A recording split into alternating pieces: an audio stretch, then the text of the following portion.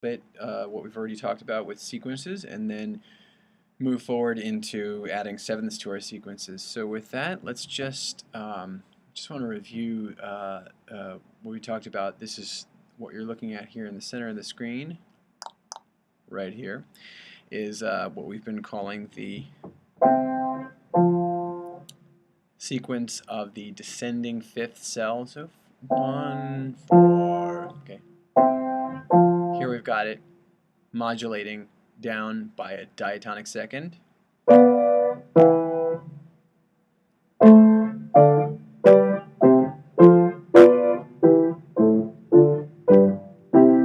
now we've talked about the tritone situation because we have this tritone so early on. It's a bit unfortunate, and composers have often responded to that by using the minor. We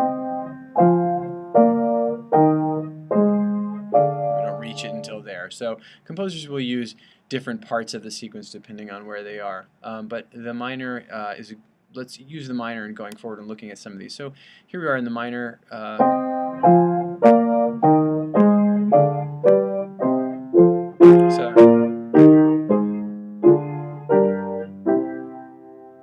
Good E third there. Composers will not usually go all the way through an entire sequence, but we're just doing it for good measure to get all the way through. A typical situation might be where a composer began here and went through here, used this as a diminished 2 chord. This made it major as a major 5 chord, and then cadenced here back to the 1. So I'll just play that for you.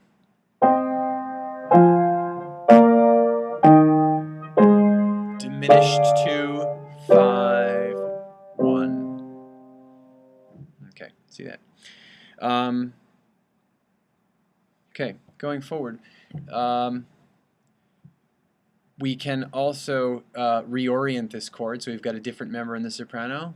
Formerly we had the 5th and the 3rd in the soprano for all of these. 5th and the 3rd of the chord. What about if we have the 3rd and the root of the chord? I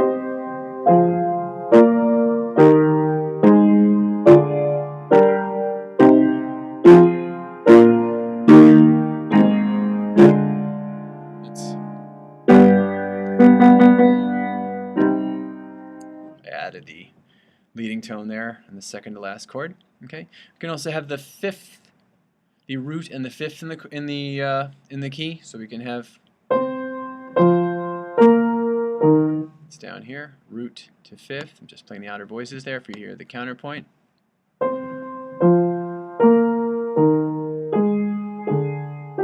It sounds like this. Or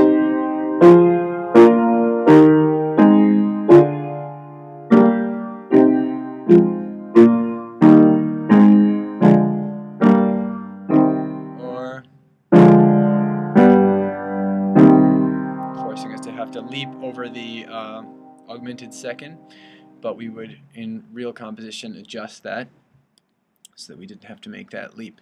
And again, I've notated here this chord often being changed to major to make the imperfect authentic cadence. So from the beginning, from here to here, 2 diminished, 5 major. Okay. All right, so that's that. Now, in place of 2 root position chords, we can use inversions. And by inversions, remember I said that we only use the 6-3 inversion. The 6-4 inversion is not really an inversion in the typical sense because it's a dissonant chord. And for our cell, we don't want to include a dissonant chord as one of the 2 pillars of our cell. Okay, so we need 2 consonant chords. So one of the 2 chords or both of the 2 chords could be a 6-3 inversion. More typically, just one of them because it creates some nice voice leading. So in the first case here, we'll begin with a root position 1 chord with the 3rd and the soprano, going to a first inversion chord, and as we said, we always in first inversion chords put the root in the soprano. That's the most typical voicing for a first inversion chord, so let's go with what's most typical. So that sounds like this.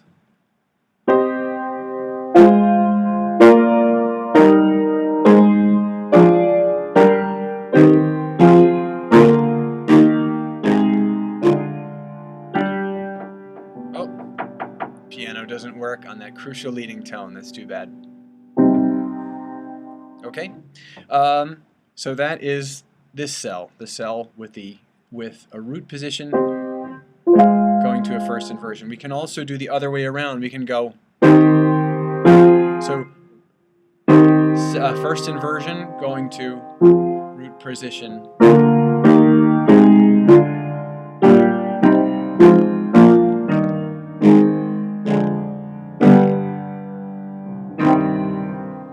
Added some notes there at the very end. And again, when we have our first inversion chord, the most standard voicing is to put the root in the soprano. And then recall that both here and here, when we have the root, when we have a first inversion chord going to a root position chord with the bass moving up by step, the most typical thing to do is to have that root move down rather than stay on the common tone. And that's because it just makes a nicer voice leading. So from here to here, rather than this, which is not as beautiful.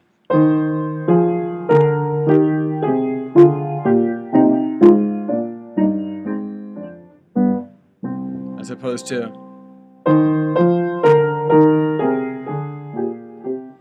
something a little bit empty about just that open fifth. Okay, and again the same thing, changing this to a major. If we wanted to, that would be a good stopping point, a good leaping off point for this sequence. Now, here we get to creating, get rid of these things here, creating seventh chord suspensions. Okay, so just to go back to this, okay, that's this one here. Okay, now recall last semester that we said when we have a seventh is a stand-in for what? The seventh in a seventh chord is a stand-in for the root. It's a stand-in for the root. So when we have a seventh, we simply change the root to the seventh.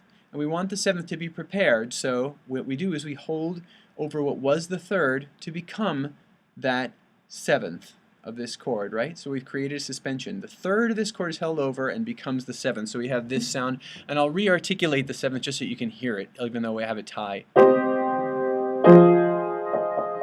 That note there. Okay, and where does that note want to go? Everybody, you can sing it. It wants to go down, right? That's where it wants to go. Our seventh wants to fall. It's a suspension from before, and it wants to fall down there. Okay, when it falls, it's perfect because it goes from being the seventh to becoming the third of our next chord, right?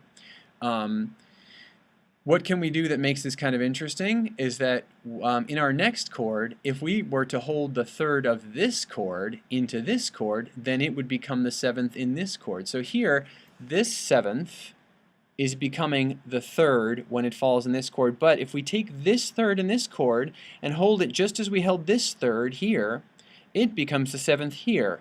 And we get this lovely chain of, here we have third, seventh, and we can do that in this daisy chaining here where we have third, seventh, third, like this.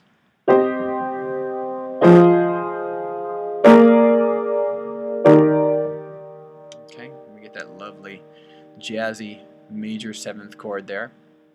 Okay, and then this can be obviously extended all the way down, and I'll play it for you.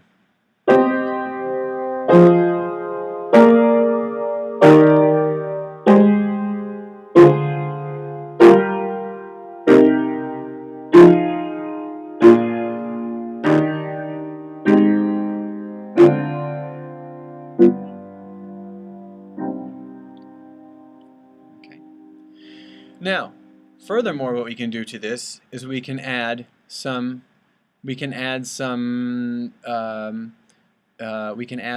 other suspensions in there. We can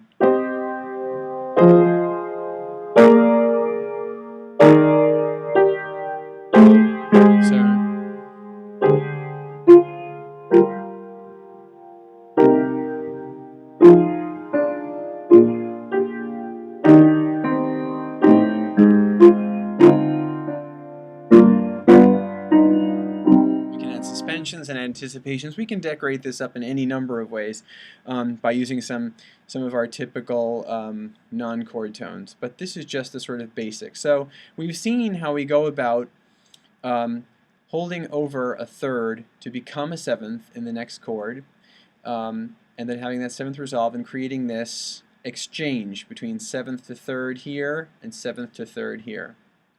Okay, now the seventh chords, just like we inverted triads,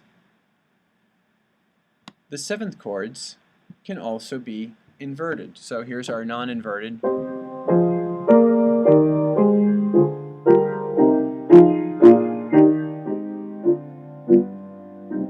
Okay, now when we invert it,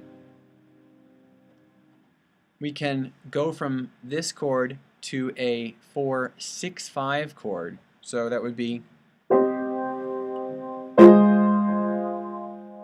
okay, and then that will need to resolve. When it resolves in here, that's 7 resolving downward there, and then this one simply moving as it should to become the root of the next chord, leaving us with our seventh of this chord. This is a C flat, Re, Fa, La chord, okay, and the La is the seventh in this chord, right? So we have our seventh in the bass. We have a 4-2. So the natural resolution of this 6-5 becomes a 4-2, which then naturally itself resolves to a 6-5 when its seventh resolves down by step. So we get this interchange between 6-5, 4-2, 6-5, 4-2, 6-5, 4-2, as this third, which we've put in the bass, is resolving to a seventh and a third and a seventh and a third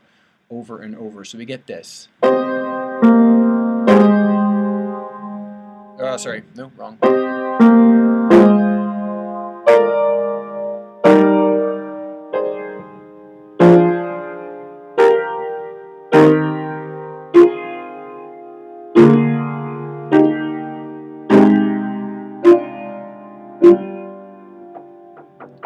Sorry, we can't hear that.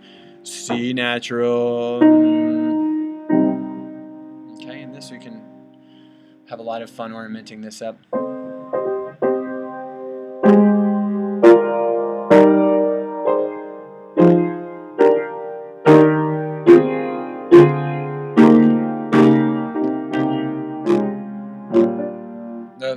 C flat.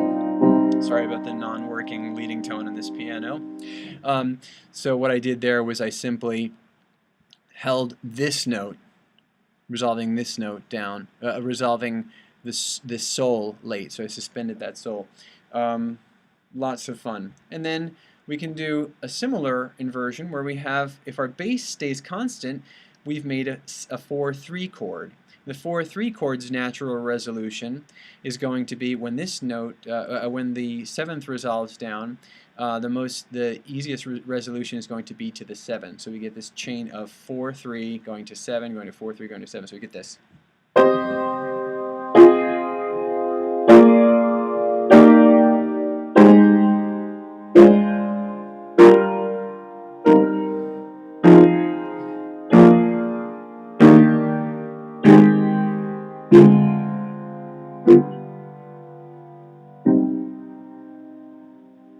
Love that one. So beautiful. Okay.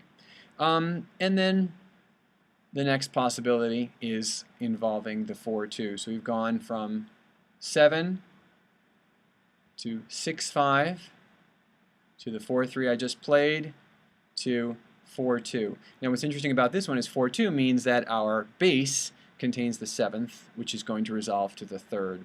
So we get this one. I'll play it nice and low for us. We're going to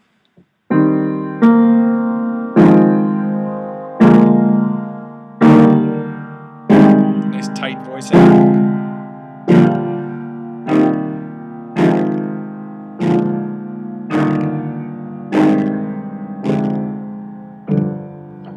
C natural, C natural.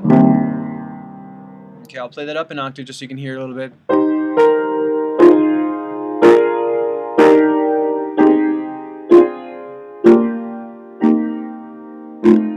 So sorry.